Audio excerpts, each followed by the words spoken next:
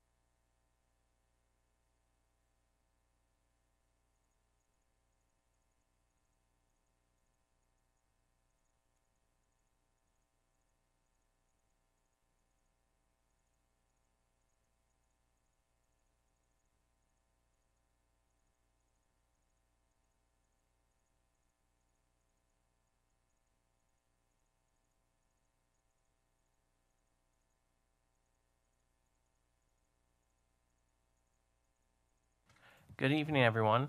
The time is 5:30, and I would like to call the Business Operations and Finance Committee meeting to order. May we have a roll call, please? Yes. Brian Anderson, Present. Spencer Anderson, Present. Jawan Winfield. Here. All members are present in the boardroom. All right, the first item is approval of the agenda. May I have a motion to approve the agenda? So moved. Do we have a second? I'll second. There's motion and second. All those in favor, please say aye. Aye. Aye. The agenda is approved. The next one is approval of the minutes. May I have a motion to approve the minutes from September 6th of 2022? So move. Do we have a second? Second. We have a motion and a second. All those in favor, please say aye. Aye. Aye. All right, the minutes are approved. So the first item we have is item 2A. This falls under our monthly financials, which is the financial reports for August of 2022. Good evening. So August is another quiet month with our staff coming back and starting to prep their classrooms and buildings. So you'll start to see a few more of those blanks fill in as we head through this year. Looking at the overall view of August, our first equalization aid payment doesn't happen until September, so that's why you don't see much in the revenue column there. But this is very similar to this time last year. Looking at the revenues without grants, the item of note for August is that one of the factors for the decrease in the other revenues is that this time of year, or back in January, the contract liquidation fee was reduced by about half. So staff that were leaving in July and August, that fee has been reduced. So that's why that other revenues has decreased since last year. For the expense side, there was a decrease in capital objects, and that was due to the purchase of maintenance equipment in the prior year, and that was when maintenance was brought back in-house. But otherwise, we're trending the same as July. On the grant side for revenues, again, we don't start making grant claims until after September 30th, so that won't fill in just yet. And then on the expense side, a couple of items to note there. The increase in purchase services was due to restorative justice PD and math curriculum license purchases. And also there was a decrease in non-capital objects, and that was due to the purchase of reading curriculum in the previous year. So just a lot of times it's just the timing of things, and those will even out as we go through the year. Any questions? Do any of the committee members have questions? All right. So there's a recommended action to move to recommend approval of the August 2022 financial reports to the full Board of Education. Do I have a motion?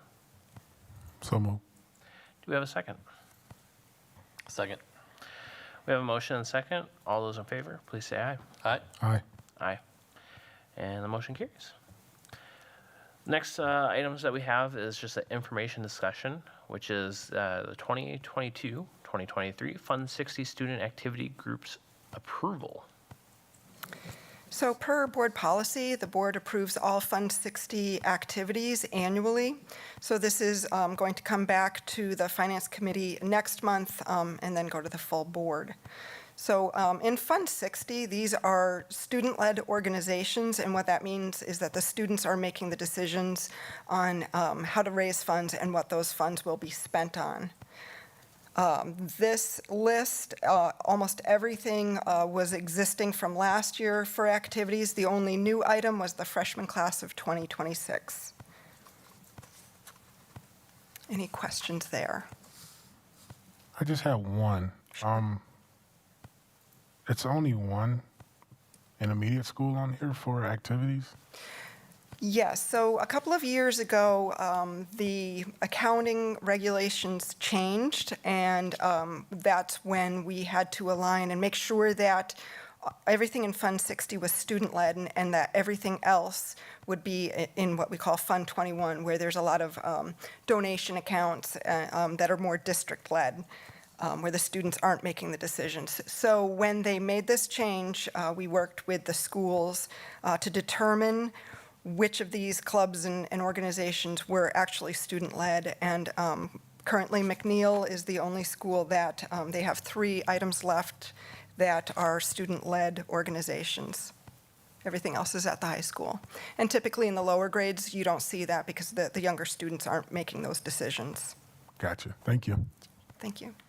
One other question. So on these, is there a correlation with these student-led organizations to the stipends that we pay for the teachers that add this to their workload to support?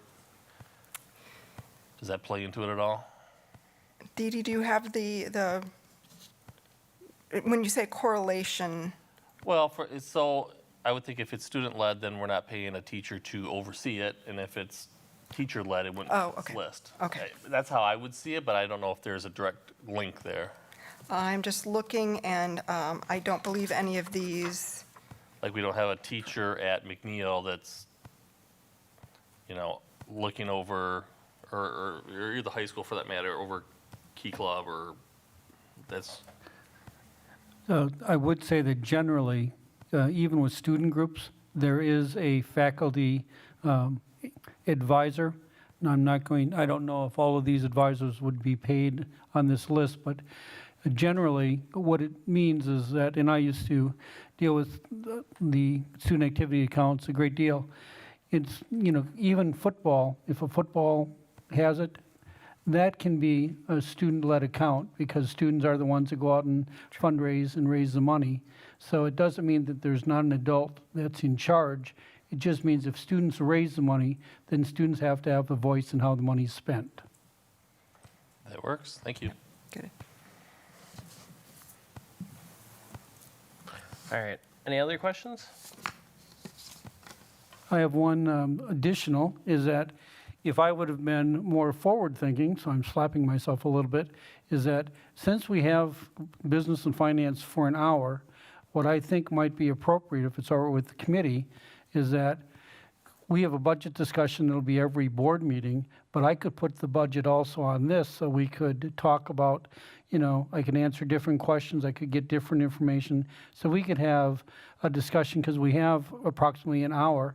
So we could do that to go over different budget scenarios, get different types of information. So it's not that the full board wouldn't hear it, but it would have a lot more discussion time here. So if that'd be amenable, I'll start putting the 23-24 budget on this agenda, and then we'll start working through different scenarios and questions along the way if that meets with the approval of the committee. Would you guys be okay with that? Yeah, I think that'd be great. We can spend, what remaining time, in between this and the next committee meeting. I think that'd be a good use. I concur.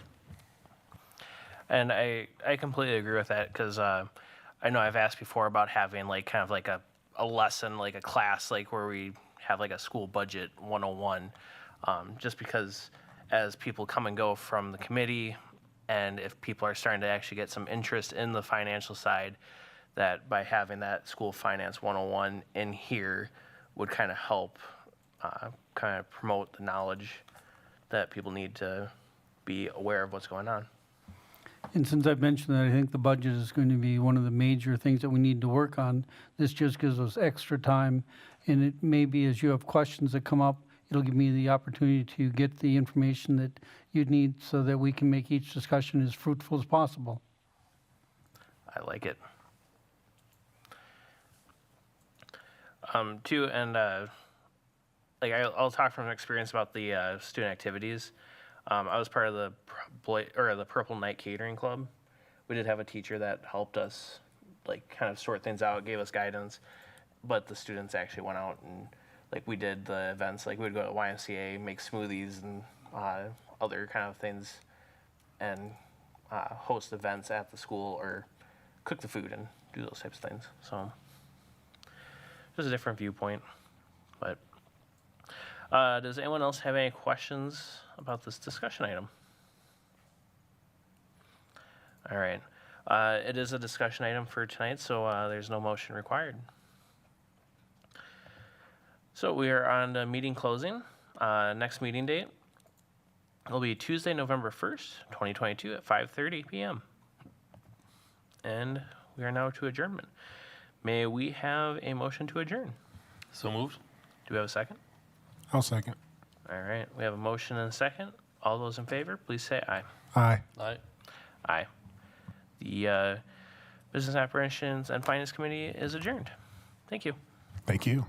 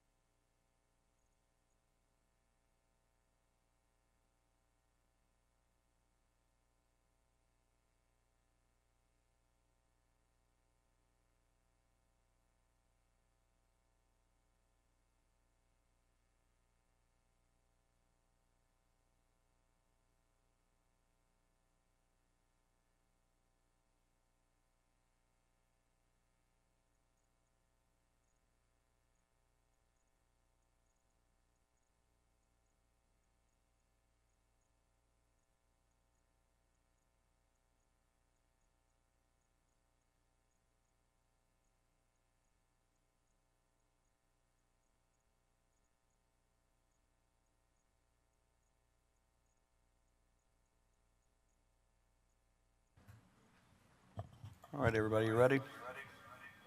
Sound check. Okay. So call to order the October 4th, 2022 Human Resource Committee at 6:30 PM.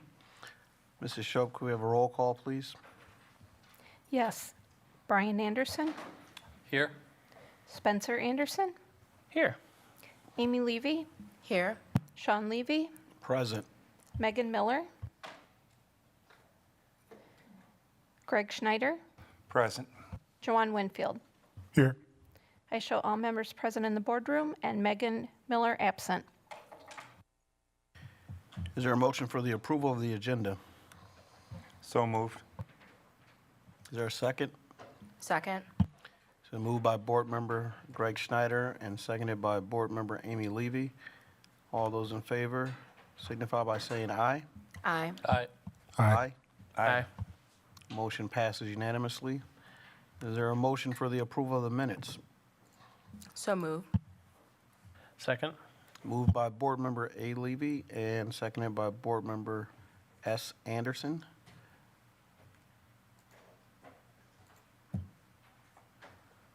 All those in favor signify by, is there any discussion? All those in favor signify by saying aye. Aye. Aye. Aye. Aye. All right. Motion passes unanimously. A motion may be made to convene the Human Resources Committee into closed session pursuant to Section 19.85, parentheses 1, parentheses C of the Wisconsin State Statutes relative to considering employment, promotion, compensation, or performance evaluation data of any public employee over which the governmental body has jurisdiction or exercises responsibility. Is there a motion? Okay, well, I will make the motion because I need to go into closed session. I move that we go into closed session. Is there a second? Second. All right, moved by Board Member S. Levy and seconded by Board Member A. Levy. Is there any discussion? Hearing none, Mrs. Shope, could I have a roll call vote, please? Yes. Brian Anderson, Aye.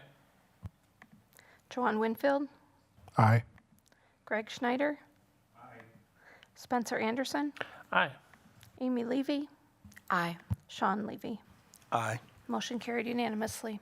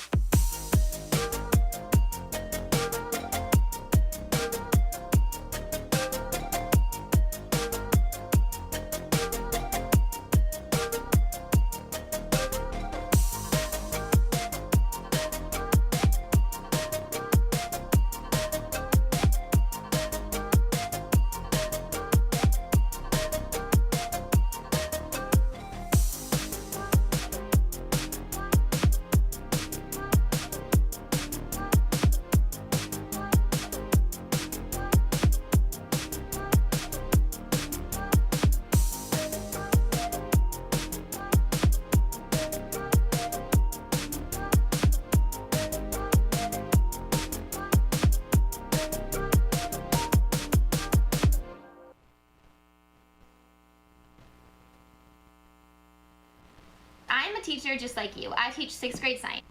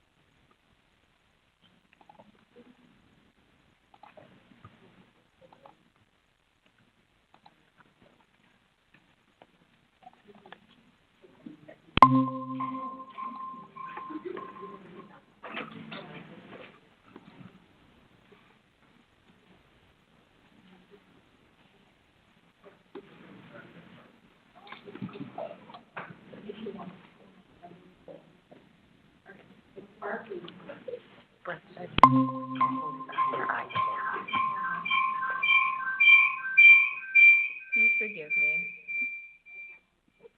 Here's me. Your mic is still muted.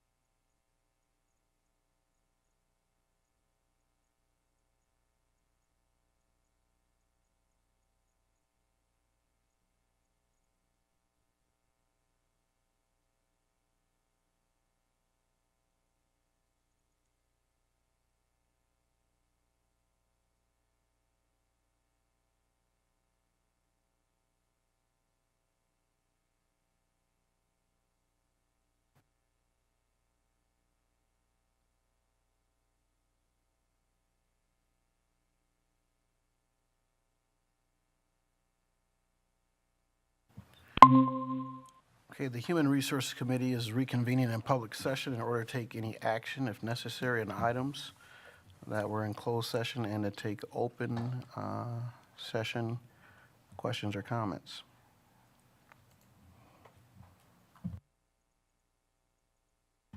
I just have one question on Exhibit A. 75% of the teachers that are listed have a licensure stipulation, and that's something that we're seeing frequently.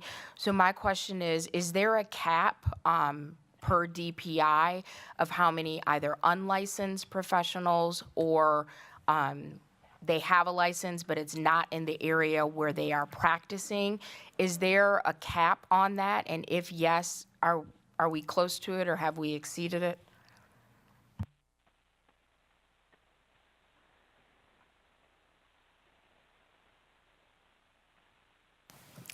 Good evening. Not that I'm aware of, because they get their temporary license for the purpose of proving that they have the credential and ability to get the permanent one.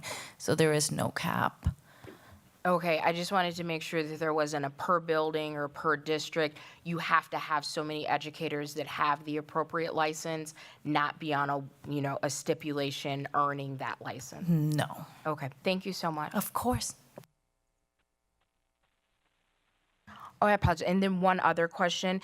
Is there a reason why the effective date for the social studies DLI teacher is to be determined? Is there a reason we don't know that date?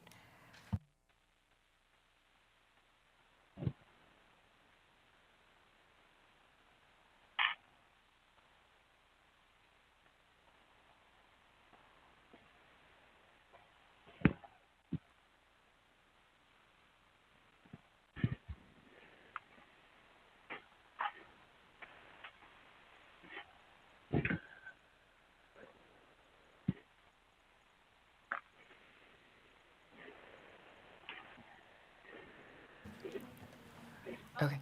Sorry. No problem. So the salary will just be prorated to be, with the start date? Correct. Okay, and we have coverage in the in-between time? Yes. Thank you so much. You're welcome.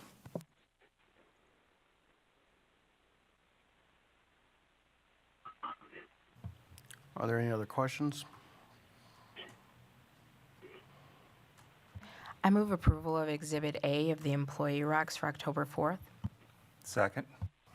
It's been moved by Board Member A. Levy and seconded by Board Member Greg Schneider to approve Exhibit A. Is there any discussion? Hearing none, all those in favor signify by saying aye. Aye. Aye. Aye. And the motion passes unanimously. On to our next meeting date. Our next meeting date is Tuesday, October 18th, 2022 at 6:30 PM. Is there a motion for adjournment? So moved. Is there a second? Second. Moved by Board Member A. Levy, seconded by Board Member Spencer Anderson. Is there any discussion? Hearing none, all those in favor signify by saying aye. Aye. Aye. Aye. Aye. All right. We are adjourned. That motion passed unanimously. Are we able to go straight into business? Okay.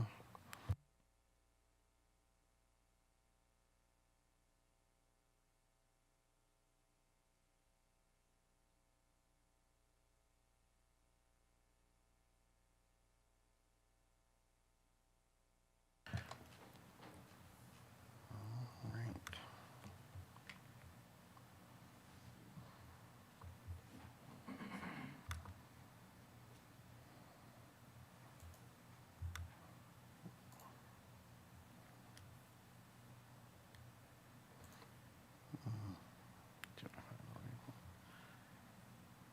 We'll get us started right here at 7:30. I just need a minute.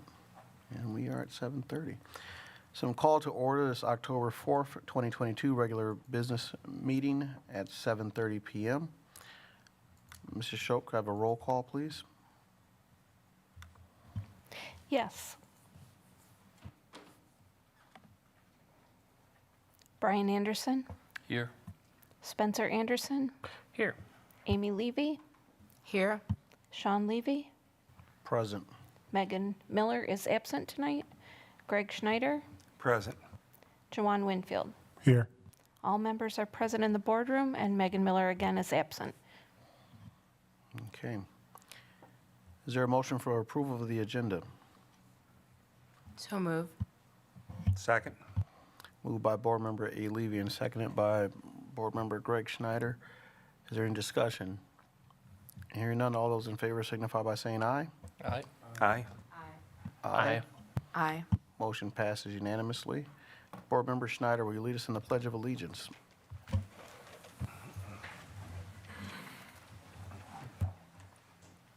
I pledge allegiance to the flag of the United States of America and to the republic for which it stands, one nation, under God, indivisible, with liberty and justice for all.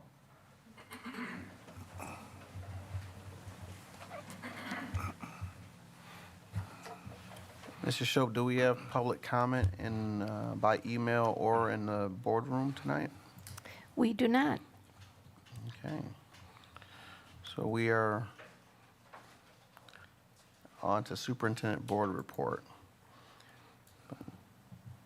We want to go to the celebration first? We just approved the agenda as such. You can make them part of your report then. Right, so, one of the things that we had, and you're seeing coming up is Hispanic Cultural Heritage Month. They had a celebration on Saturday. I was fortunate enough to be able to attend and listen to the essay winners, and they are actually here tonight to present their essays to the board. So I will turn it over to Tony, and he can introduce each one of the essays. I will tell you, you're in for a real treat. Good evening. Excuse me. My name is Tony Bosco, Director of Instructional Leadership and Equity for the School District Beloit. This past weekend, the school district partnered with the City of Beloit, Beloit Public Library, Caritas, and League of United Latin American Citizens, Chapter 338, to present the State Line Community's Hispanic Heritage Month celebration at Riverside Park. As a part of those activities, we in the School District Beloit commissioned an art show, which was on display Saturday, and then also an essay contest. And we have the three essays that were most representative of the theme. That was Unidos, Inclusivity for a Stronger Nation. And I'd like to invite these three young ladies to each come up and read their essays. We'll start with Raquel Nevares.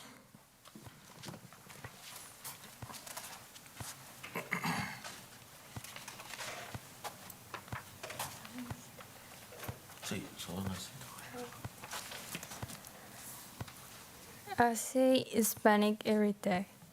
Para muchas personas es importante que los que nos rodean conozcan sus raíces y se esfuercen porque así sea, mientras que para otros es motivo de preocupación que sus orígenes se hagan públicos.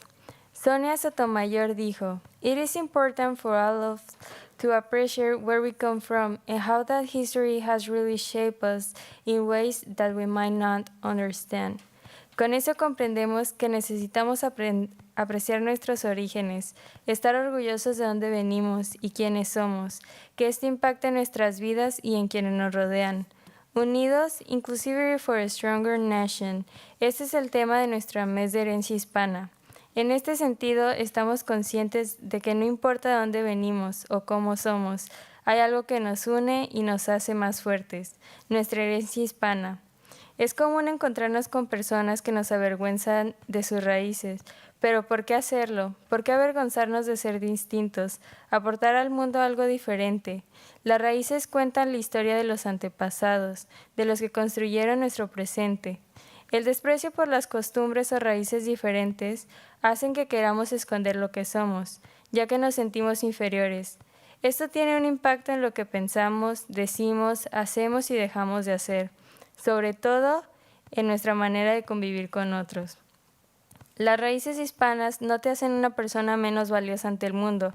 Al contrario, el ser hispano es muestra de persistencia, de un pueblo que por siglos se mantiene luchando por salir adelante. Demuestra a los demás que eres capaz, que no solo eres diferente, sino que puedes apreciar tu cultura, que puedes cambiar lo que no te agrada y contribuir con tu vida y tus acciones a poner en alto tu origen. Sonia Sotomayor fue hija de padres puertorriqueños. Eso no le impidió ser juez y ser la primera mujer hispana en lograr este puesto en High Court.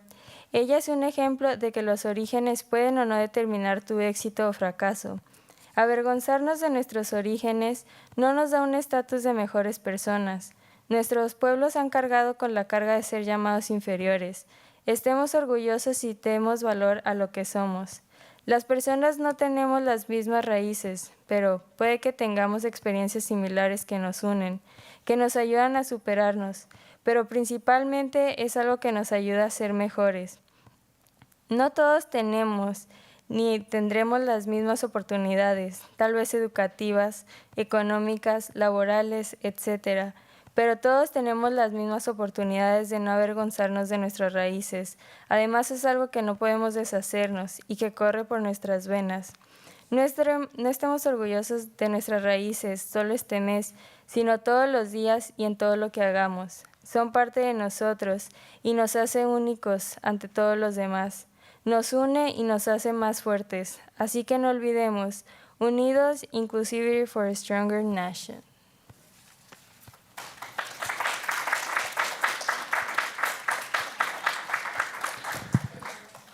The very last sentence has a very strong, very powerful quote. Nos une y nos hace más fuertes. United, we are stronger. And her entire essay talks about the ability of our culture our cultures to unify us as a race. We all have common experiences, and those things should bring us together as one. And as the theme for Hispanic Heritage Month says, unidos, inclusivity for a stronger nation. When we're united, we are indeed stronger. So very nice job. Our next essay is from Marcela Ramirez Rojas.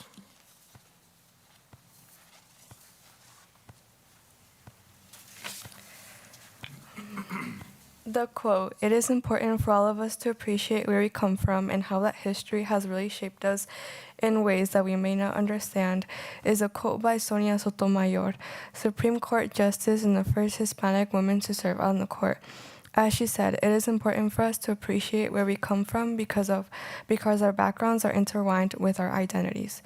The way that our backgrounds are intertwined with our identities stems back to the way that we grew up and the ways that we were brought up. The culture that we raised in plays an immense role in this. Our culture is intertwined with the music that we listen to, the languages that we speak, the food that we eat, and the traditions that we celebrate. This helps create our identity, and our identities influence the people around us and mold the world that we live in. None of this would be possible without appreciating where we come from. Our heritage is important, and preserving it has always been a great challenge. For many, losing their heritage has been inevitable. For example, many people all over the world move to new countries and have to learn new customs to fit in, and over time, they leave the customs that they had back in their home countries. That is why appreciating where we come from is important now more than ever. In a world where so many people have different stories and different backgrounds, having something that connects one to their identity is an advantage that no one can take away from you. Understanding how history has shaped us is really important as well. Even if most of us have not lived through many of the events that have shaped our cultures and backgrounds, we are still directly influenced. The people that taught us our traditions, customs, and heritage lived through history, and by them we are directly influenced. We are the living product of history passed down through the generations, and if we decide to, we may conserve and pass on a part of ourselves to future generations and see how big of a treasure we possess in our identities and our heritage.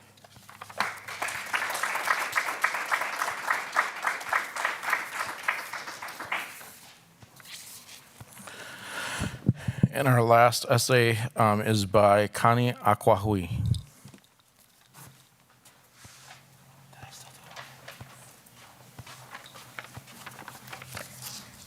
Good evening. My name is Connie Kwawi. I'm a junior who is attending Below Memorial High School. I'm also the first place winner of the essay. Cesar Chavez said, "To make a great dream come true, the first requirement is a great capacity to dream. The second is persistence. I believe that dreaming is the beginning. We have families who dreamt of being on soil where they can live without struggling on a day-to-day basis, without having to dream that the next day will be enough to make them want to live. These people are brave. These people's dreams leave footprints in our current lives. We forget about their presence and their stories until we want something from them. These people have children who try to stay and endure the problems of people fighting to coexist with them. Their kids still stay after those obstacles and work hard at both home and school to make sure their parents come true. They make every day count. Hispanic heritage is more than just tacos con un vaso de horchata or pupusas con curtido. It's more than them being able to invite you to their quince. Hispanic heritage is letting Hispanos be unido without being attacked, without being torn down. They don't have to be American enough to be accepted and respected. They don't need to speak English to be heard. I have fought all my life to find that perfect balance. I wasn't always good at English or Spanish because I felt the fear of losing the touch of my native tongue, Nawa. The very tongue I felt robbed from when I would speak it so frequently and then have to forget it in the education system that only recognized my English and Spanish. I realized at the age of 13 that to be unido as a community, you must also be unido as a person. To be unido en su cuerpo y su mente. I got the balance of all three. I'm still working on it, of course, but I recognize I don't need to lose my true identity to be accepted. I don't have to visit Mexico or say something in Spanish to prove to my class that I'm Mexican enough. I don't have to speak English most of the time to be American enough. I feel like my identity wasn't just something that separated me individually, but it also separated me from my education and opportunities. I felt so distant from class at times, which caused me to have those moments where I just felt stuck. I still persevered and stood strong, reminding myself of the very hard obstacles my dad fought to get me here. But I just felt lost on the inside until I embraced all of my very real identity. Unido is something that doesn't just affect the social aspect of us, it also affects how we see or feel about ourselves. Unido is coexisting without problems or hatred. Unido is loving your community no matter what language you speak. Unido is noticing that the street vendor has feelings and is tired sometimes, so you won't receive your food in less than 5 minutes like usual. Unido is recognizing the kid who is in your lunch isn't only speaking Spanish because they have the choice to or are talking about you secretly. It's because it's their native language, it's their culture. It's one of the only things they have left from their native country. Therefore, our community needs to appreciate our Hispanos. We all need to accept each other. We can be stronger if we just realize who we all are and how to welcome one another. This is what we as a nation need. United we stand strong, divided we fall.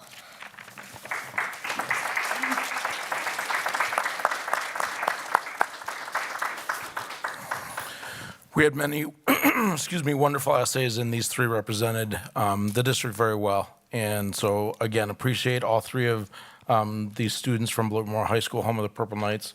Thank them for engaging, and thank you, the board, for your time this evening to hear those essays. Thank you again. They did an excellent job. Now, to continue with my report, there are a few things I'd like to bring to your attention. One is, if you didn't know it, tomorrow is National World Teachers Day. This has been celebrated for 28 years, and it's to celebrate the work of teachers throughout the world. So tomorrow we will be celebrating that, and again, it's the 28th year. The other time is, since we are now at the beginning of October, September was a very important month for us, and that's when we take our third Friday account, and we now have those numbers in. So I thought it'd be appropriate to present those tonight.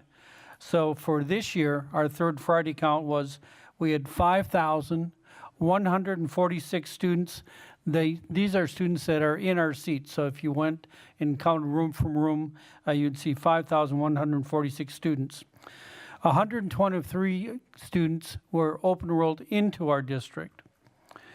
Now our pupil count is 5,943.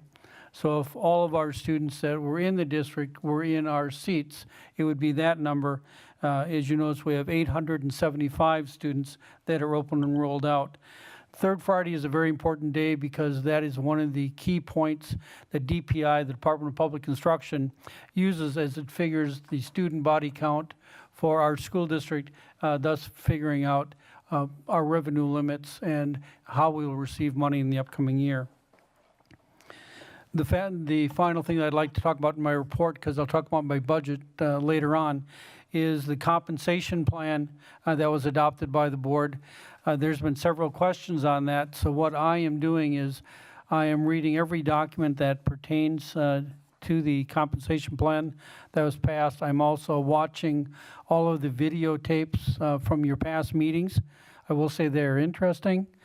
So by the next meeting, I should be able to give all the board an update on exactly what was passed and what people believe, and we should be able to answer the various individuals' questions that are coming. So we are working on that. I know that some of you may have got questions. By the time we get to our next meeting, I should have the answers to those questions. Any questions? Any questions for Dr. Anderson, board members?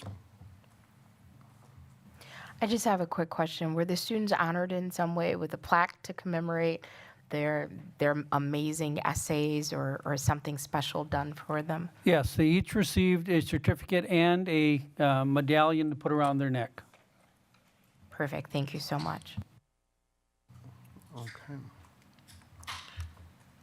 So now we'll move on to board president report, and I have with us Dan Neerad, our WSB consultant, and he is going to give us an update on our superintendent search. Hello, everyone. Good evening, and it's good to be with you again. Before I begin that brief update, I do want to, on behalf of the Wisconsin Association of School Boards, congratulate you as a board, recognizing that this is School Board Week. And, having gotten a chance to know you, I know how seriously you are taking your work and how much effort and how much diligence you apply to that work. So congratulations for the work that you're doing, and thank you for the opportunity to have been able to spend some time with you as part of the search.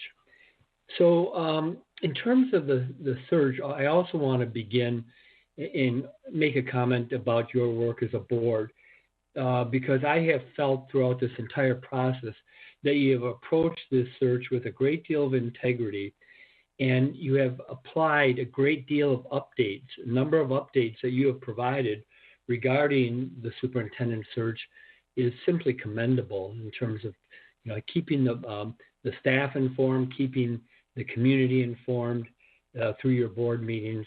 That's really good.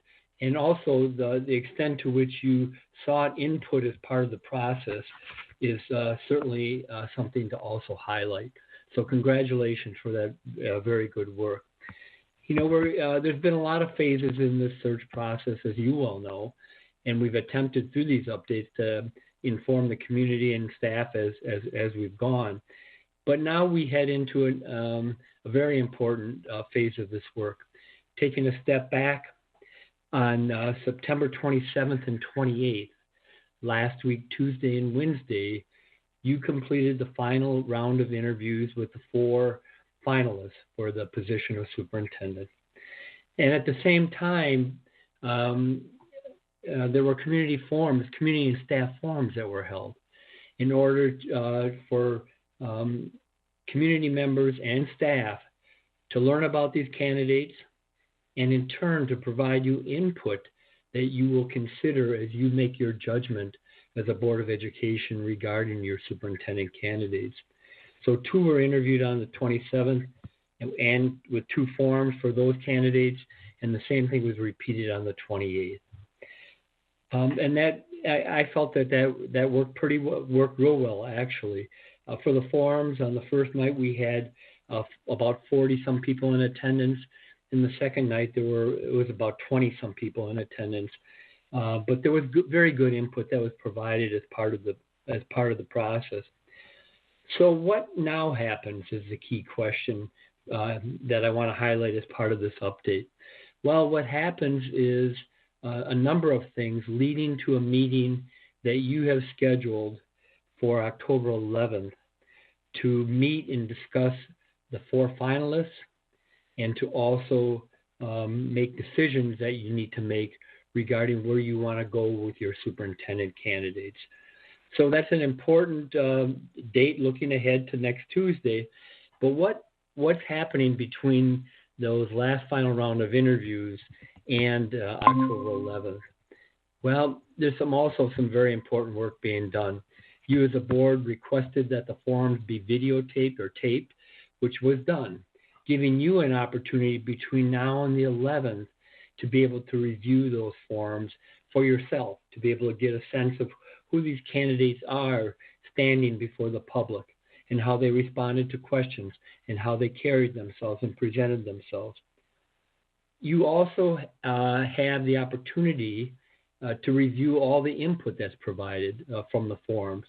For each of the forums, there was a set of an input sheet that was provided to everyone that attended to be able to provide you input to consider relative to the strengths of the candidates and each, if they had any advice that they would like you to consider as you work to make your final decisions. Some additional things that are taking place between September 28th and October 11th are all the reference calls are being done. And those calls are being done by the Board of Education, which is important for board members to get a direct sense from people that these candidates, 4 candidates, have worked with regarding their work and how they have gone about their work, and any observations about their qualities as leaders, as well as areas that they may need to continue to grow in. And then, in addition, the WSB also does what we call background checks, which are being done and will be completed for your review on October 11th. Those background checks are kind of standard educational background checks. They involve a review of any criminal behavior in terms of background checks, financial background checks, and things like that. So there's a lot of things that are taking place, I guess I would highlight, between now and October 11th. And then on October 11th, the board will meet, and I will be with you to be able to review all that information and for you to hopefully be able to make some judgments about where you want to go with the 4 finalists for your position of superintendent of schools. So I will stop with that and see if you have any questions of me. All right. Thank you, Dan. Board members, are there any other questions for Dr. Nerat with us? All right. Okay, hearing none.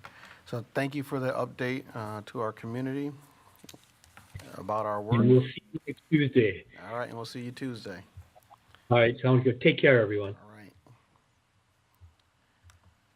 Okay. So we'll now move on to 4A, Business Operations and Finance Committee. All right. Before this meeting started, we had our Business Operations and Finance Committee meeting. We talked about our monthly financials, which is going to be on the consent agenda tonight, which is the financial reports for August of 2020. And we also started, we just had our discussion on the 2022, or 23 Fund 60 Student Activity Groups approval. That was just a discussion, so that will probably come up later next month. Another thing we also talked about is because we know the budget is going to be a hot topic and we want to be proactive with Superintendent Anderson here. We will start kind of coming up and starting to break down in chunks with the budget and just start kind of picking it apart piece by piece and going over it. So it should be a fun time.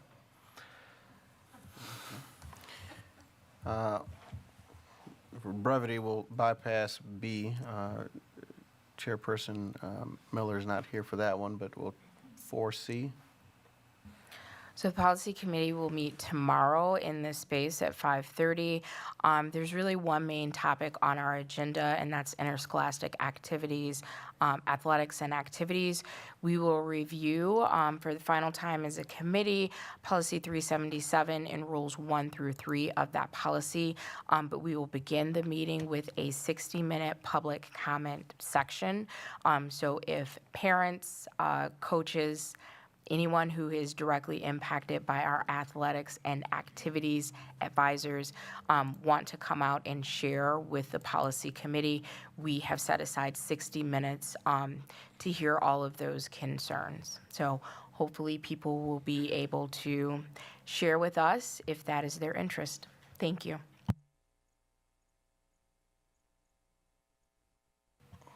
Okay, we're now on to the consent agenda. Is there anyone who would like anything removed from the consent agenda?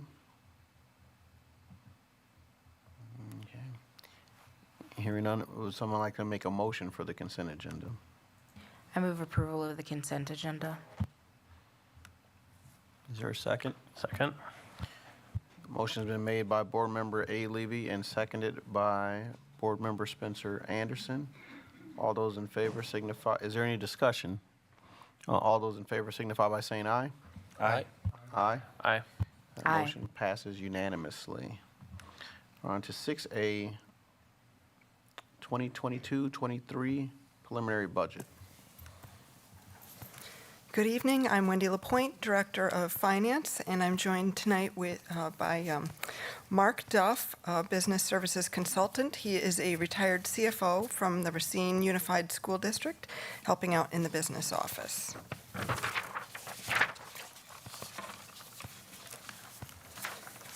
We'll start off by highlighting some of the items in developing this year's budget. Some of these we'll talk about in more detail later in the presentation.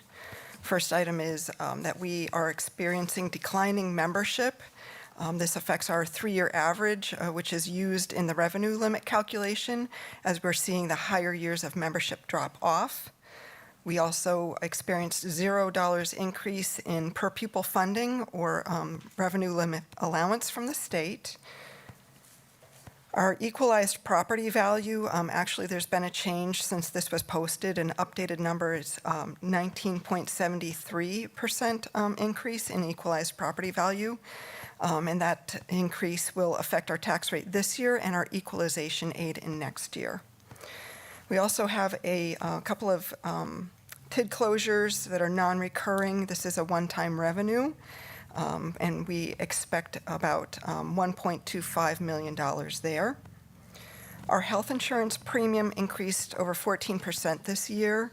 Our consultants based that increase on past trends, and as I've said in the Finance Committee meetings, last year we had much higher than usual claims. And just to put it in perspective, in 21-22, the increase was 2%, and in 2021, it was 6%. So last year had quite an effect on us. Also, I want to note that the district pays 98% of the premiums, and the employees pay 2% of those premiums. That's one of the lowest employee contributions in the state. And finally, in our assumptions and challenges, we estimate an increase of $2.1 million to cover the independent charter school cost. That estimate will change based on their final enrollment counts, and we did hear from the charter school that their enrollment is lower than what we estimated. We estimated 580 students, so this expense will likely go down after the October 15th certification. This can be a difficult number to try to project because they do have capacity for about 700 students.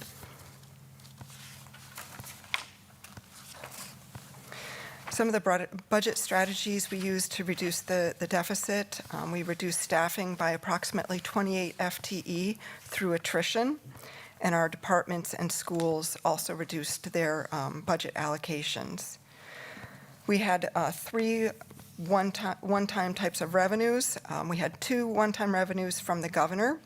We're using about $6.6 million of available ESSER funding in this budget.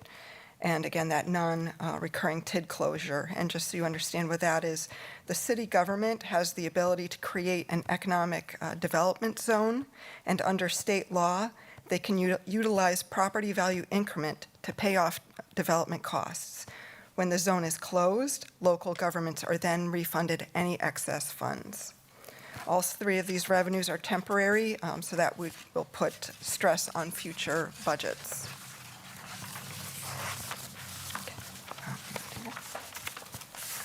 So now it's my turn, and thank you for the opportunity to help you out and speak to you on the budget. So revenue limit authority, this is set by state law, and this is a slide that has been used in the past, but we just kind of updated it to give you more of an estimate of the calculation. So the revenue limit authority pretty much controls how much revenue we get in, and you can only spend as much revenue as you have pretty much. So this is how the state has controlled spending throughout in school districts in the state. So the first area is it's to take the 3-year membership average, and we just talked about that. The third Friday counts, but they take a 3-year average and multiply it by a base dollar amount per pupil. So in Beloit here, it's about $10,039 per student, and it's actually $10,039.15. And then that multiplication gives you about $63.5 million. So this is kind of a simulated calculation. So I'm just kind of giving you the numbers of how it comes up to a total revenue limit authority. The state law also allows and recognizes districts' strain with dealing with declining enrollment, so they have hold harmless aid. So that's added to that total per pupil amount. In addition, they have one-time non-recurring exemptions, and a lot of those are listed in the fine print below. That adds up to about $3.3 million, and you add to it recurring exemptions. Not much of that here, but about $2,600 estimated. So it gives you a total revenue limit authority of about $68.8 million.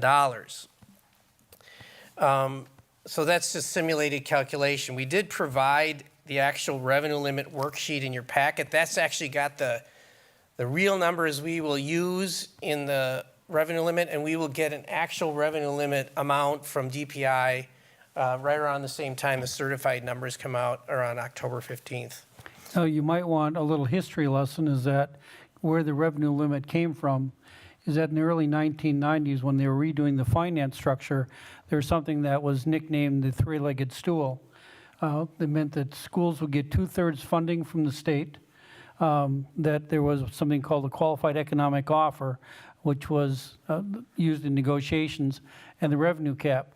Now, 2 legs of the stool no longer exist, but they never took away the revenue cap. Prior to that, a school district had the option of going to the public and asking them, presenting them with a budget on an annual basis, saying, we need X amount of dollars in order to run the district for the next year, and that could be done at that annual meeting.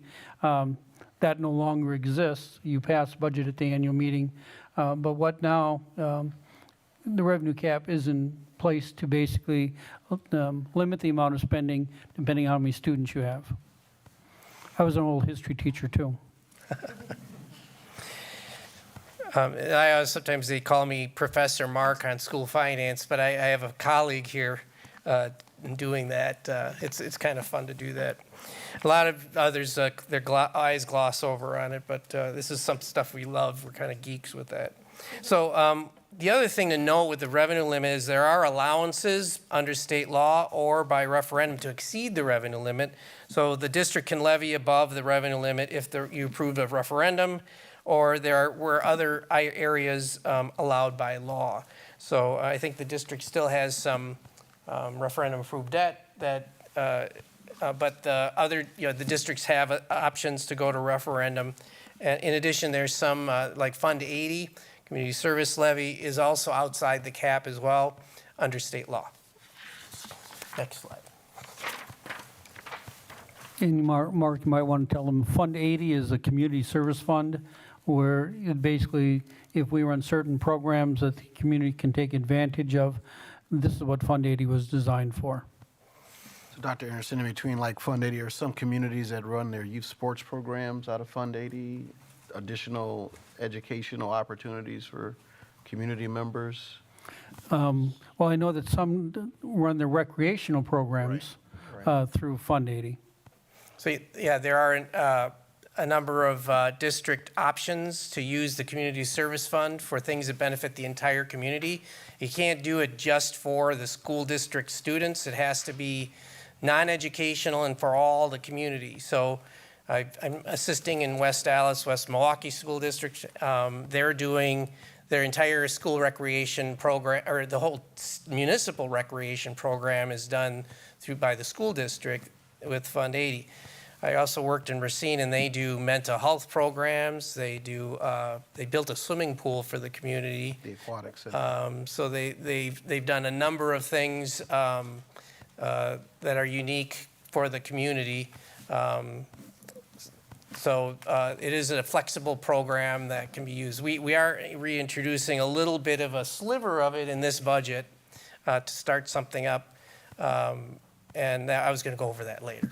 But there's an opportunity there, is that what you're saying? Exactly. All right, Board Member Levy, I think you had a question in between.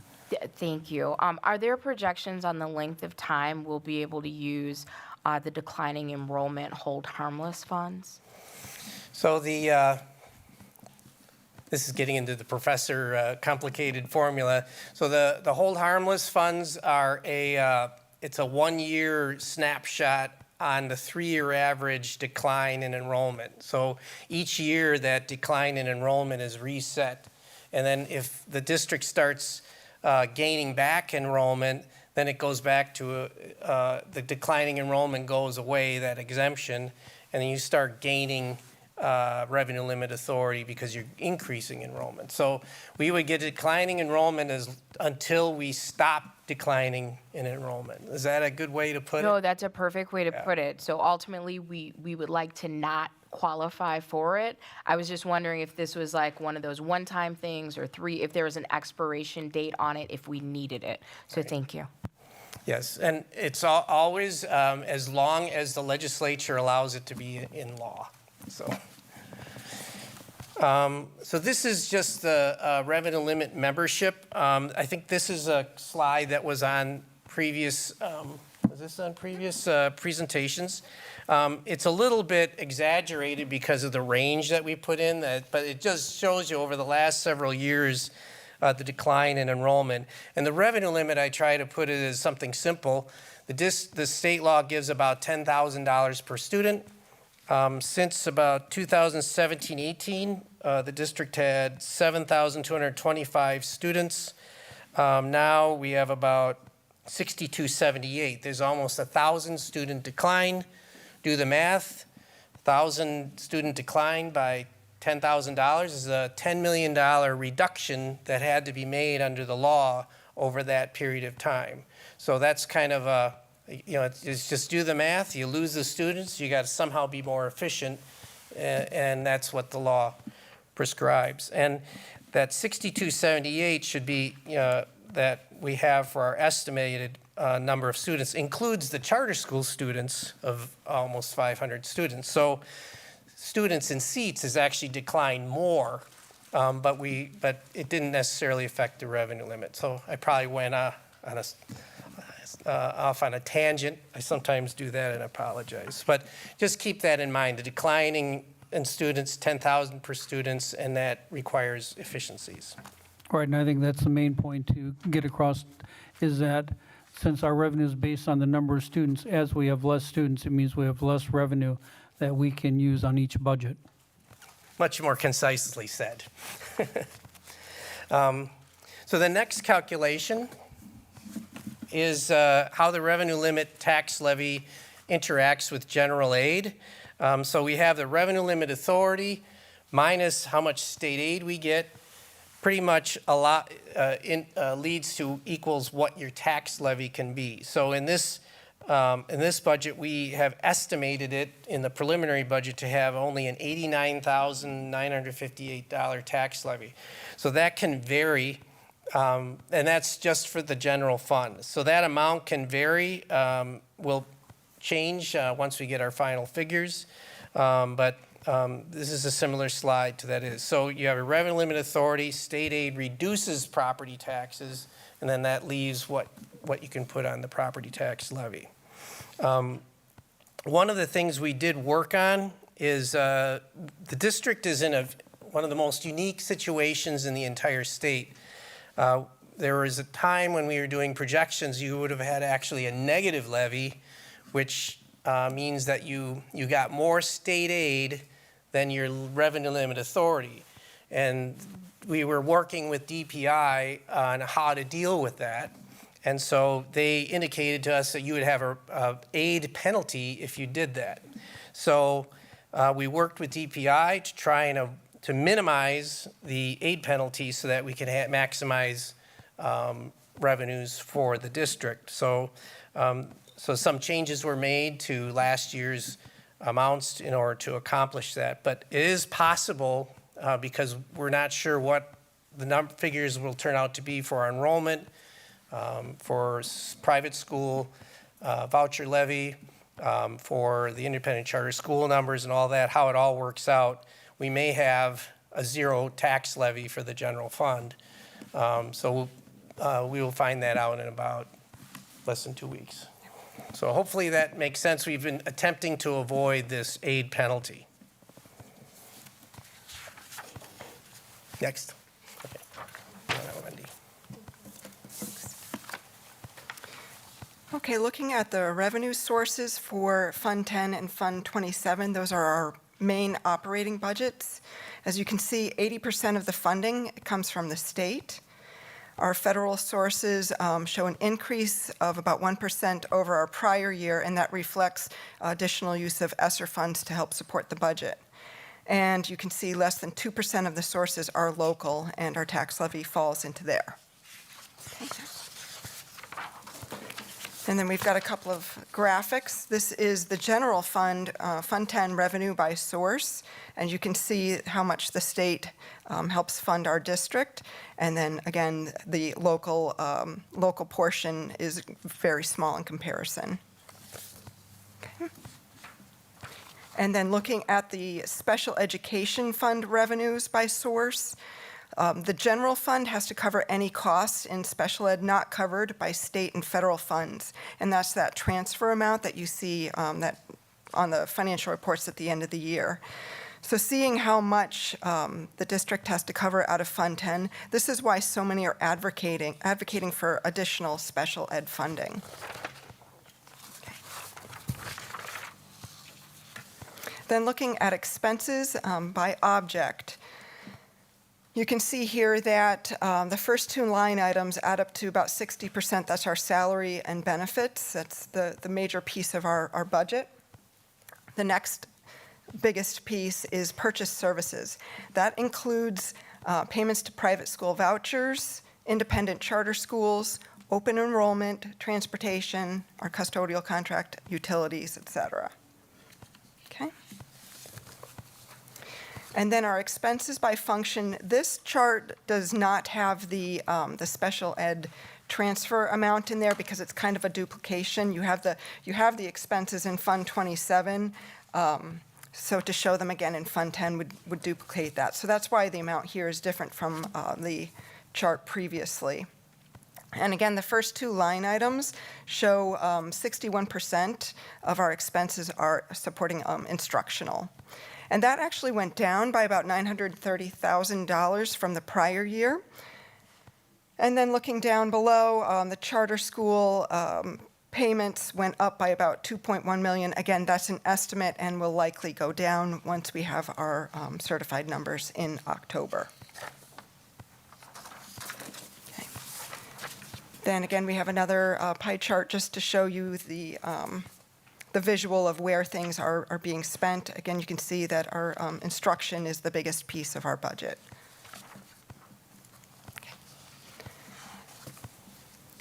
I want to take a few minutes to talk about our fund balance and go back a few years to kind of paint the picture of where we were and how we got to where we are now.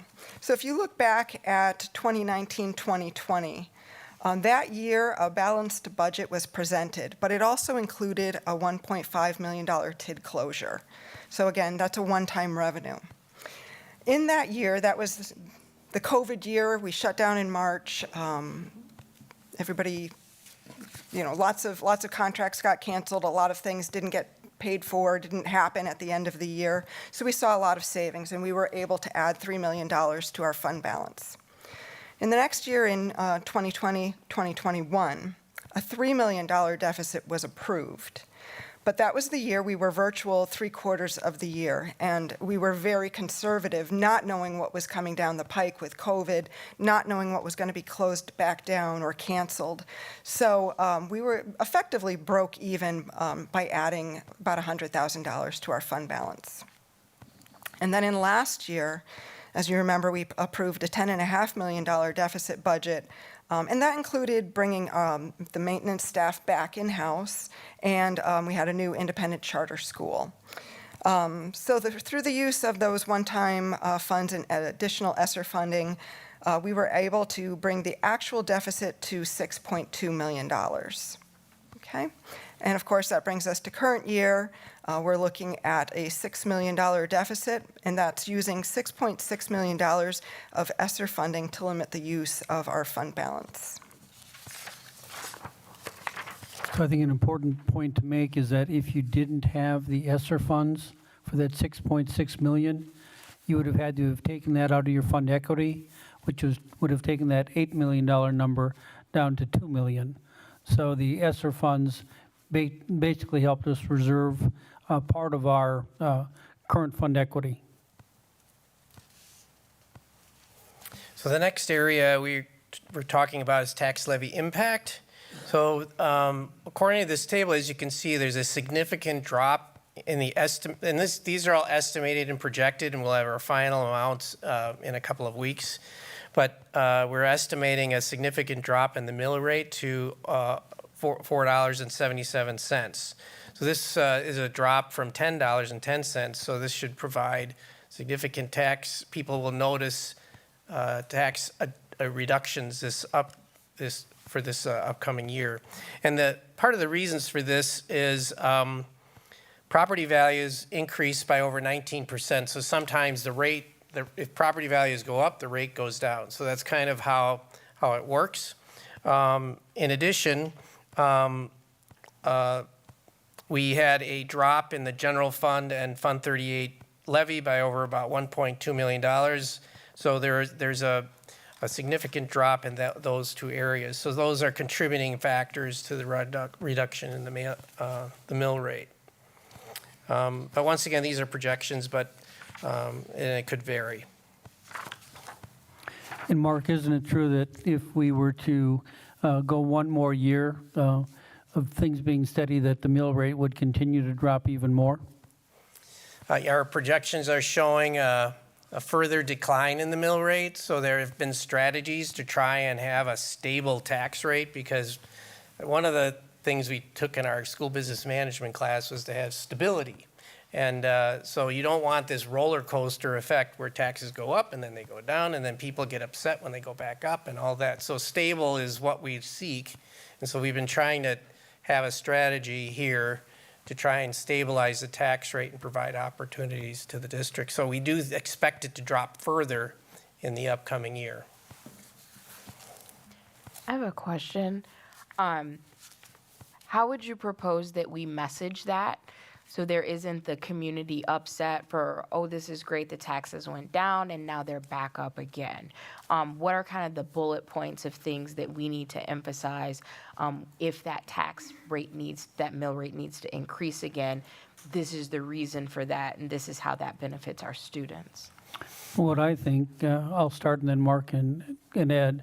I think whenever you can make the case to the public on how you want to spend the dollars. So if you determine that you need X amount of dollars for certain specifics and you can lay that out to the public, you can explain when you look at the tax rates that their tax rates are going down.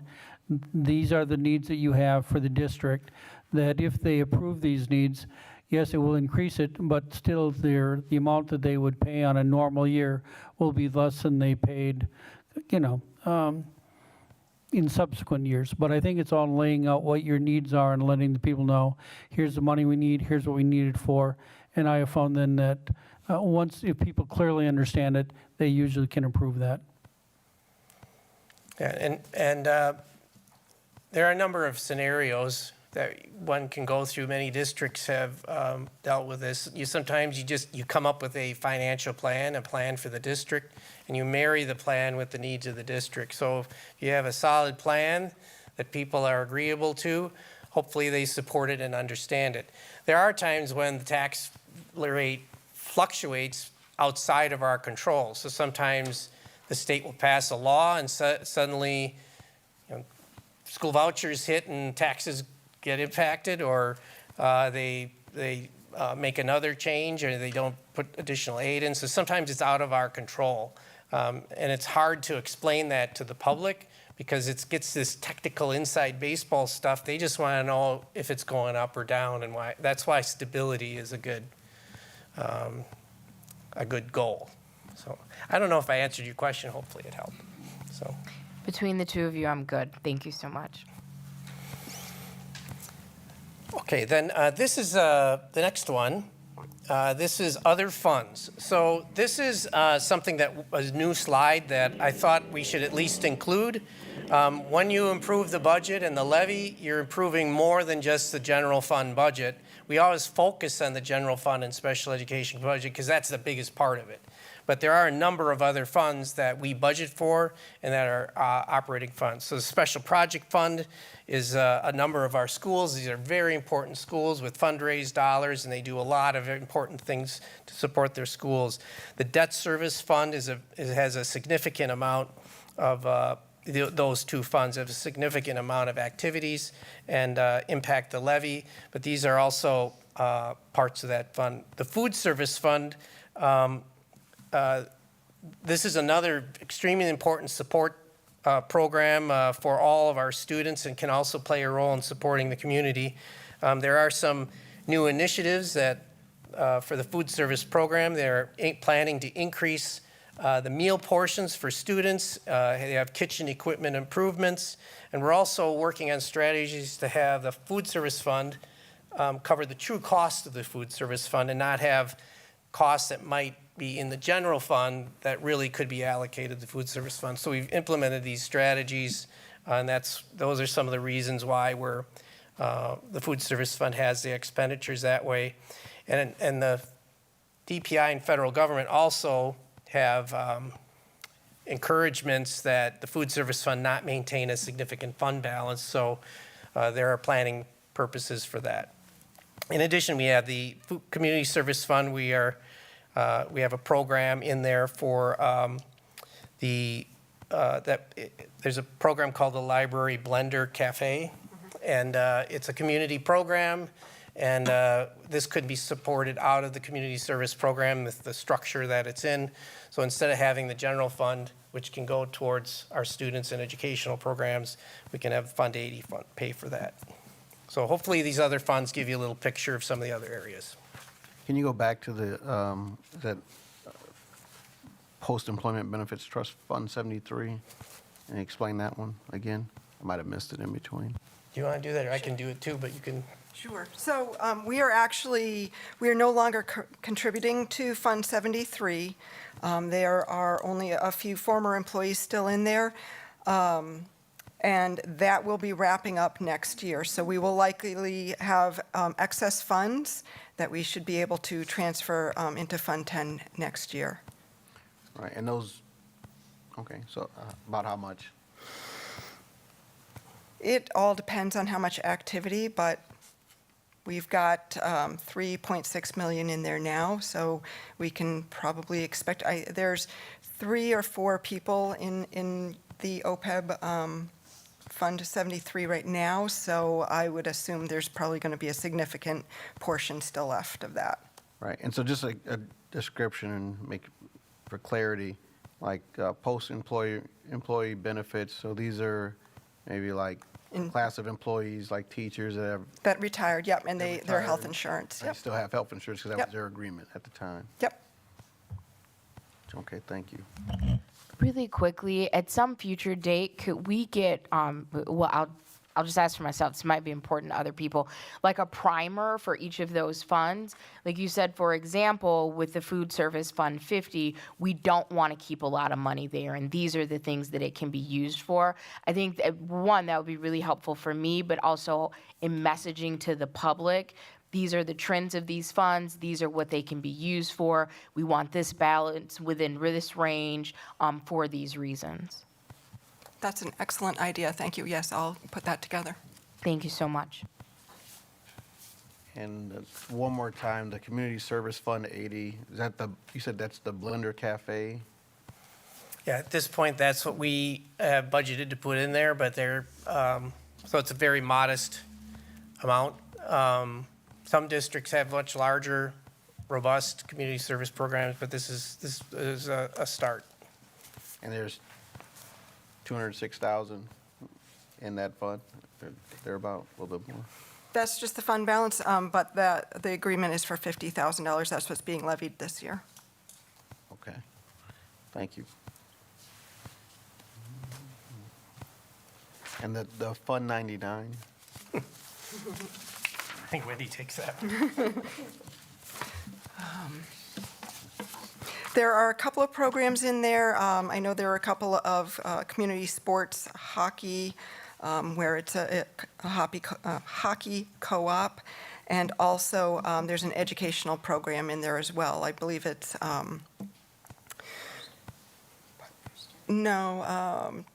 technical education community program. Is there? Pardon? No, so like this is our sports co-ops? So hockey, we have a co-op with other school districts. They all play together. So because it involves other districts, it can go into our cooperative Fund 99. So hockey is one of them, and then it's a technical instructional program as well, technical education. Okay, thank you.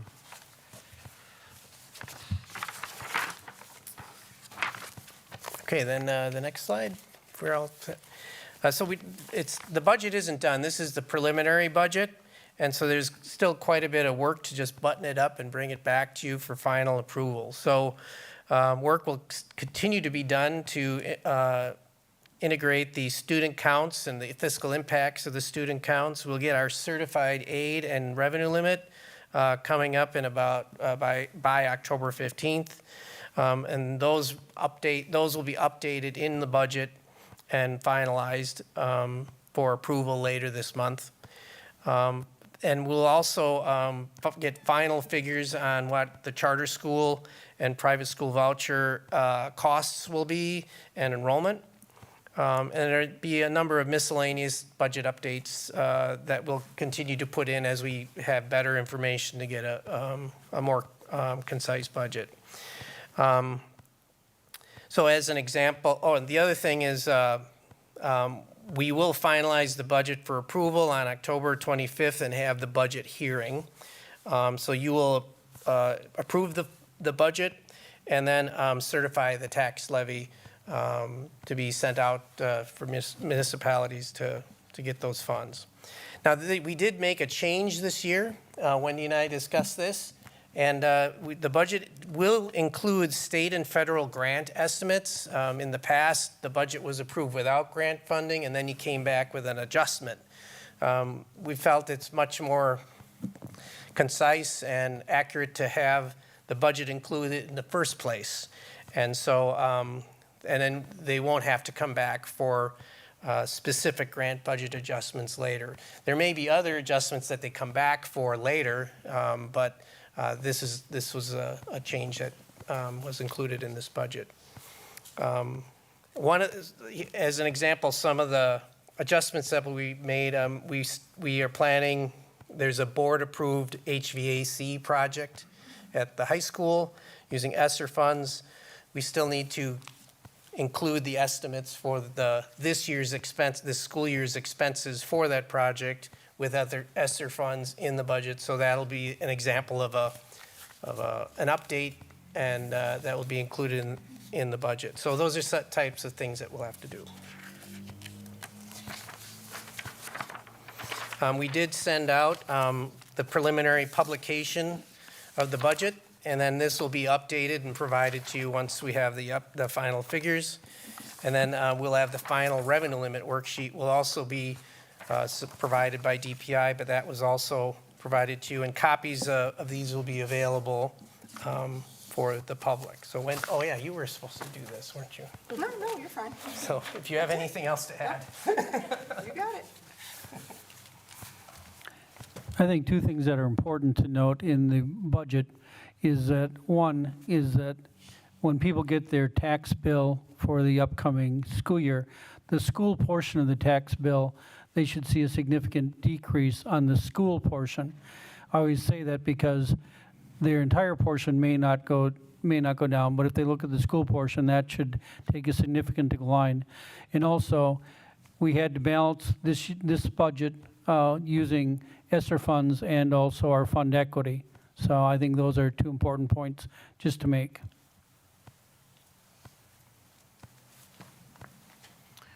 Board members have questions?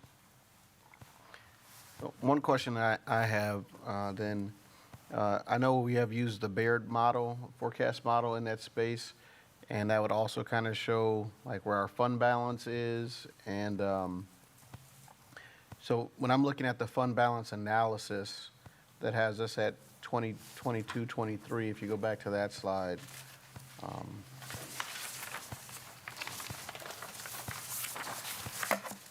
So after the budget is produced, like this, well, for the 21, 22 school year, we're at a little bit 14 million there.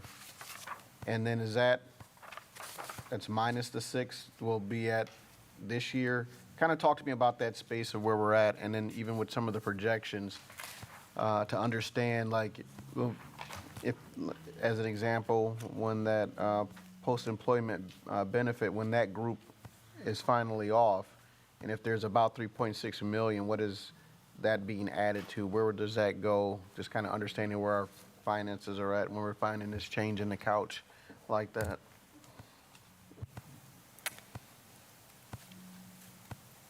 So starting, what was your first question about the fund balance? So I think if I Is that at understand. the end of the 22, 23 year? Yep. We're expecting to have 8 million left? Correct. So if we experience a $6 million deficit, as we're projecting, that would leave us at the end of the year with an $8.2 million fund balance. Which is below our threshold. Correct. And so that's going to affect our rating.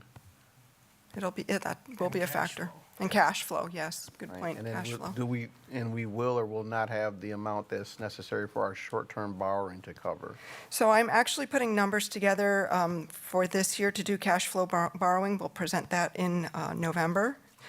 Because having a $6 million deficit in this past year will affect our cash flow in this year. It will affect it much more next year if we do spend $6 million out of our fund balance. So yes, every time you dip into your fund balance, that's going to affect your cash flow.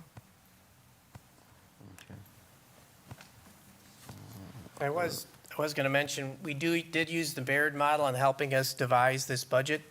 And the hope of the district is that we don't end up with a $6 billion shortfall. Strategies can be employed and will be utilized to try and minimize that. So sometimes we just base it on, we have estimates at this point, but administrative actions can be taken to try and, help deal with that. And sometimes things happen and we do get additional funds and we have good news finally. But the Baird model, this is a good segue to possibly the next subject line. There will be work to be done on subsequent budgets, and the Baird model helps us project that and plan for that. All right, thank you. So I have one follow-up question. So the strategies that you're speaking of to help us mitigate that deficit, are those going to be presented with the budget in October, or when should we expect to see the rollout of those recommendations? I mean, part of those strategies is every year what you hope is that you don't have to, that you've made enough conservative estimates that you will actually have revenue left over, so your revenues will actually have been greater than your expenditures, so you can put money back in.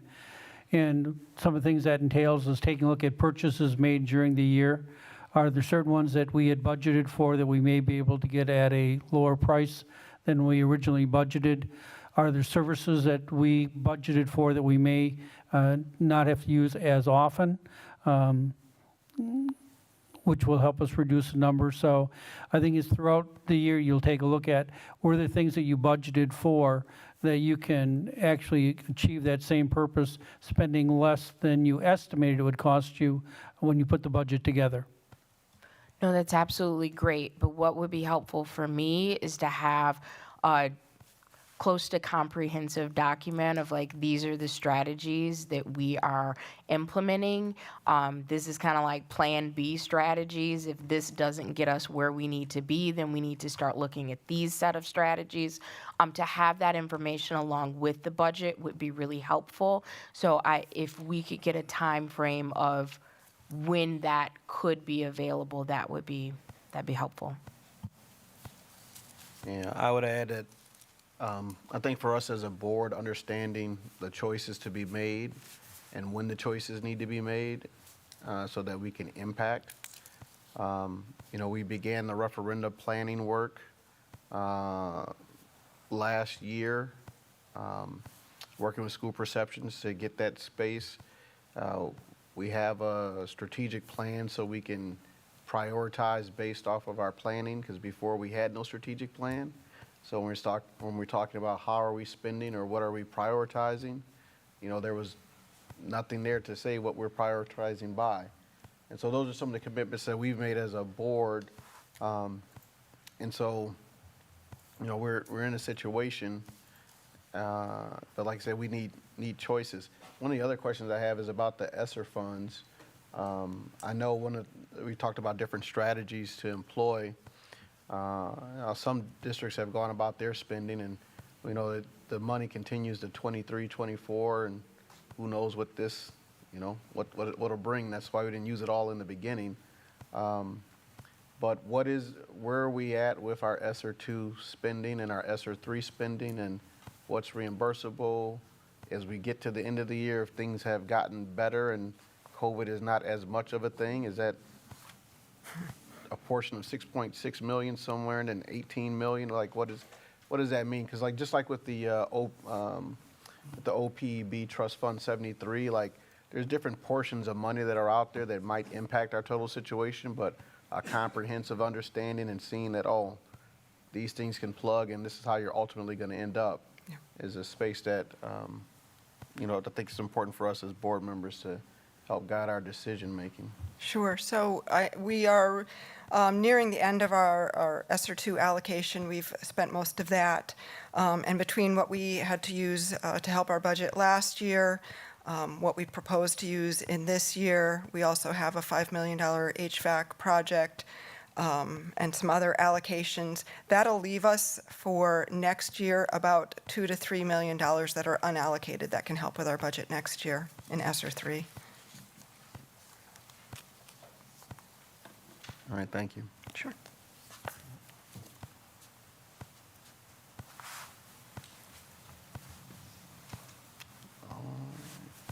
So we're at 6B, 23-24 budget discussions. All right, this is my favorite time of the night. One of the things I had promised at our last meeting is that I will put this on each meeting so we can have an update. And as we talked in finance earlier, we are also going to put it on the finance agenda because we have some time and we can take a look so we can work on it in the committee structure and in the board structure. First, I want you to know that the goal is to have a balanced budget for the 23-24 school year. Because once you can have a balanced budget, then if you do underspend, then you can start adding back to your fund equity and helping that to grow. And that's what the optimal is. If you can help the fund balance start to grow, instead of taking money from it, you add money to it. How we're going to do this, I've advocated that we start working on the budget now, so we're already actually doing that now. And the first thing is we need to start calculating what our revenues are. And obviously, I put in our Beloit Bulletin is that both the Department of Public Instruction and the governor have put what I'll call significant increases in their proposed budget for school funding. If they were to come to pass, that will help us greatly in the budget process. However, as one of the lobbyists that knows me fairly well mentioned, he said, Wayne, you've been doing this a long time. You know that really we don't know what the money is until the legislature finally takes a vote. So I'm very conservative. I go on the worst case scenario. I found it's always easier to add money at the end than it is to take money away once you've allocated it. But we will be looking at how much revenue we estimate that we will have to spend for the 23-24 school year, and then start looking at how we can divide that among expenditures. Another thing is I try to take a look at is where might the district have some significant savings that it can look at. And I always look first on the non-personnel sides. One of the things as I've been visiting the buildings is that I've had questions on what I'll call the intermediate concept, where we have in grades 4 through 8 in the same buildings. I'm also noticing, and actually getting the numbers for you, is that part of our open enrollment where we have open enrollment out starts between grades 3 and 4. Where parents do not want their children to go into the intermediate concept, so they actually take their children and open enroll them out at that grade level. As I mentioned earlier, I think it's very important that I call it stop the bleeding. In other words, instead of losing students, find out what are the ways and decisions we can make to retain students and then eventually attract students back into the district. So I think it would be important to have a discussion between the board, the staff, parents on, do we want to consider this concept? In other words, if we want to look at other concepts, like going back to a traditional where you might have K-5 elementary schools and 6 through 8 middle schools, if the elementary schools can hold their students in grades 4 and 5, you could possibly close down a building. If you close down a building, then you lose those maintenance costs, heating, electricity, water, general maintenance, cleaning. There's a whole host of things, and one of the things that we're working on also right now to get you numbers for is how much does it cost to operate each one of those buildings on an annual basis? Because if you don't have to operate it, if you have capacity in your other buildings, that's a significant savings that the board might have. But I think the first decision to be made is, do we want to continue with the middle school concept or with the intermediate concept, or should we look at other options? If the board would like to look at other options, then we can bring in different options for the board to consider. But I always think these are important to have discussions to find out what other individuals think. Obviously, if something's very popular, you probably don't want to change that. If something isn't as popular and other things would be more popular and they're yet educationally sound, we might want to take a look at that. So I think one of those discussions, we could take a look at the intermediate model concept, and if we want changes, if we did, I think there's plenty of time that we could actually implement those changes for the 2023-2024 school year. The next thing is to look at, that I think is important to look at, is you have a policy on class size, but it's to actually go, you now have the number of students in seats to basically go in and find out what is our current ratio, what's our student to teacher ratio in each of our buildings. And once we determine that, find out, one, is that meeting our current policy for what we'd like to have, our policy or our range for what we'd like to have in seats, and could that be modified or changed? And I'm making these numbers up, so please, this is for explanation only. But let's say that your elementary class size is currently 16-1. And I came in and said, would you be willing to entertain if we had a class size of 18-1? If you were, that obviously can help us put more students in each classroom, which then helps me save cost. But I think this is an important point for me to make, is that one of my goals in helping with the budget is to preserve jobs. I have a loyalty to people, but I don't have a loyalty to positions. And what I mean by that is that if individuals have done the job that we've asked them to do, then I will do everything in my power to make certain that those individuals have a job for the upcoming year. However, if we have vacant positions, then I believe it only makes wise financial sense to look at all of the individuals in our district and find out if we can move individuals around so that we may not have to hire for a position that becomes, it's either vacant now or it may be vacant through attrition. So the goal is to try to move individuals around and yet at the same time save on some personnel costs. One of the things that I am doing also right now is I'm going to each of the schools. In fact, I have meetings planned throughout the month to describe the budget process to them, because I don't want anybody to be, I do believe this is a very serious matter that needs to be addressed. I also believe it's not a matter that will take care of itself on its own. However, I do believe that if we start conversations early and get people involved, that we'll be able to come up with the various solutions to create a balanced budget that people can understand. I also believe that if we can show that we are being good fiscal stewards and making the appropriate decisions to bring our finances back in order, it will also help us as we go out for referendum asking the community for additional resources at that time when we know what those resources would be. So it's a never-ending process. I think it takes lots of discussions, but I think the more that we have those discussions early on, the easier it'll be to make those decisions and implement them by the next school year. I'll pause. All right, board members, questions or comments as this is the beginning of our discussion about the 2023-2024 budget. No, I appreciate everything that you shared. My main question would be if there was a restructuring, how soon could that be implemented? And you answered that. Could we get all of the things that you just suggested in a document so we can have those suggestions again with the recommendations for the budget, so we can have everything in one space when it's time to make decisions? Though I may not be as good at creating the presentations that Wendy and Mark just did, I can lay out all of the information in a written format, and I'm certain that we have people that can help me make it look nice. So, yes, I can give you that information. It doesn't even have to be pretty. Just have it all in one place, and I'm appreciative. Thank you. A couple different things. So one, in visiting the schools and describing the budget process, is this a different budget process? Is this the same budget process? What have you discovered about our budget process?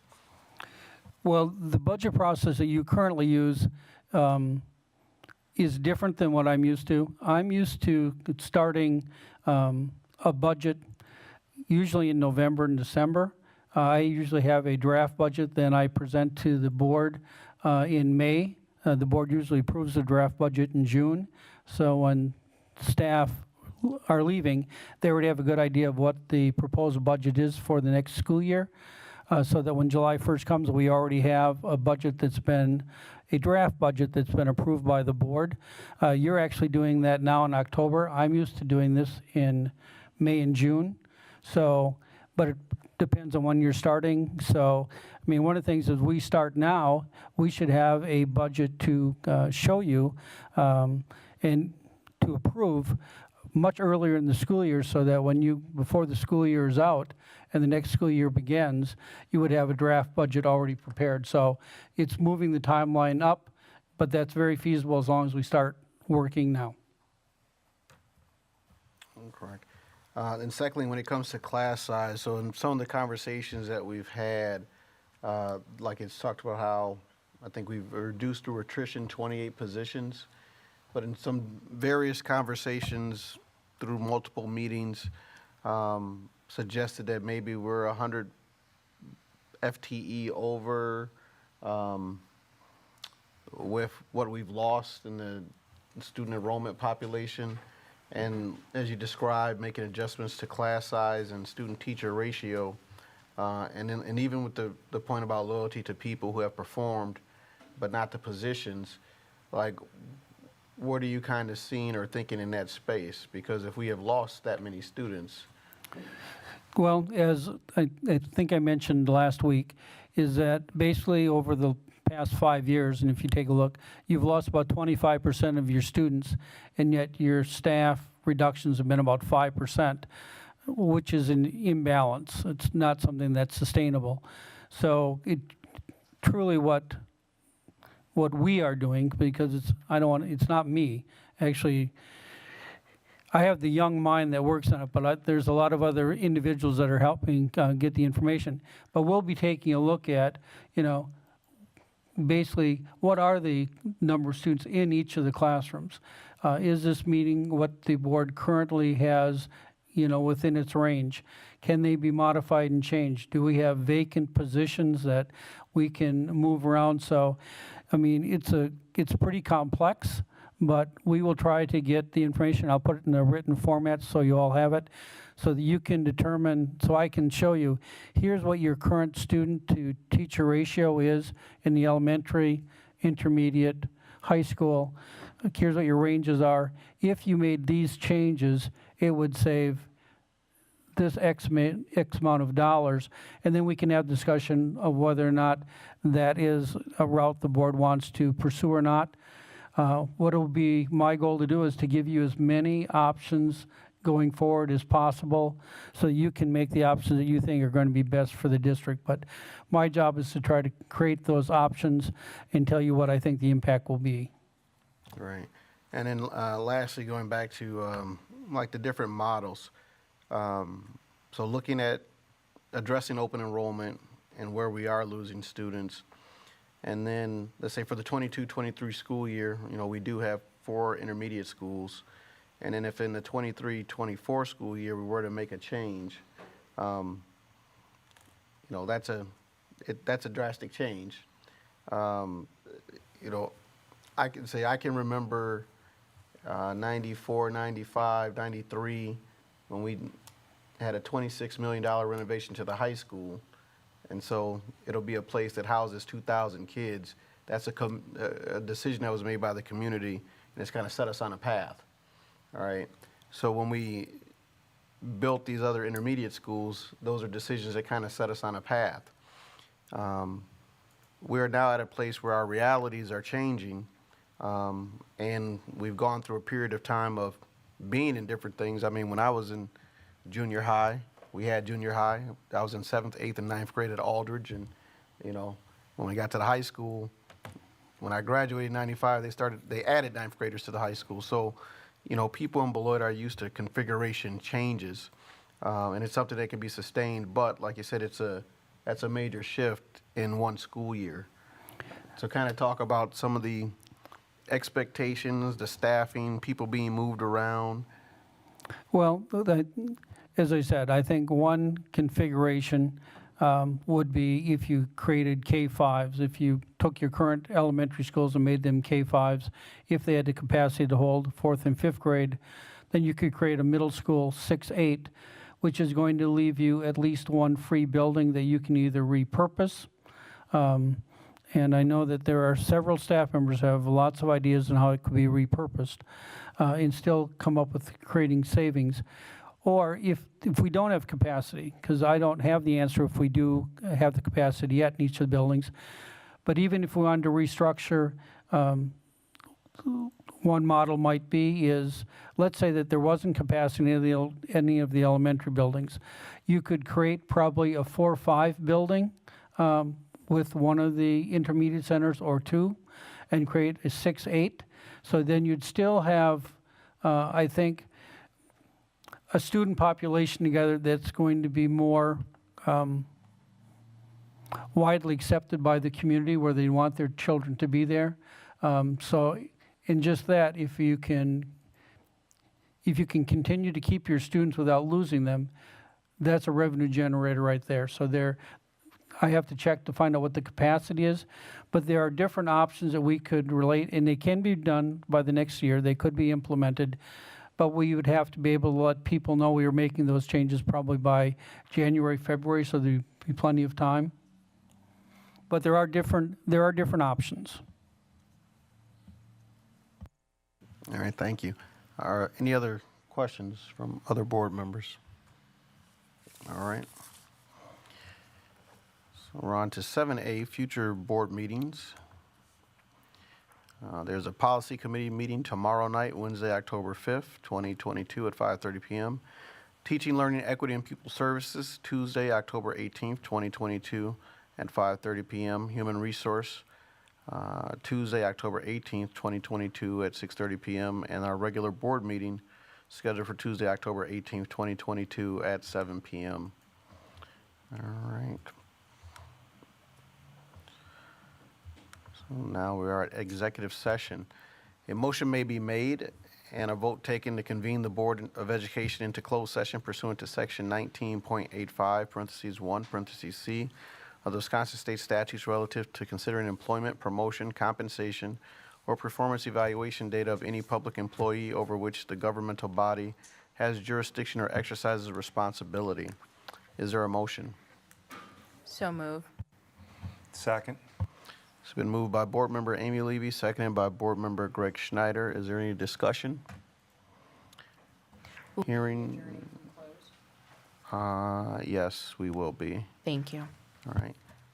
Hearing none. Mrs. Shope, could we have a roll call vote, please? Yes. Yes. Amy Levy, Aye. Greg Schneider, Aye. Jawan Winfield, Aye. Spencer Anderson, Aye. and Sean Levy. Aye. Motion carried unanimously. You're closing in a closed session, then I can tell the tape or they can go home. Yep, yep. Good.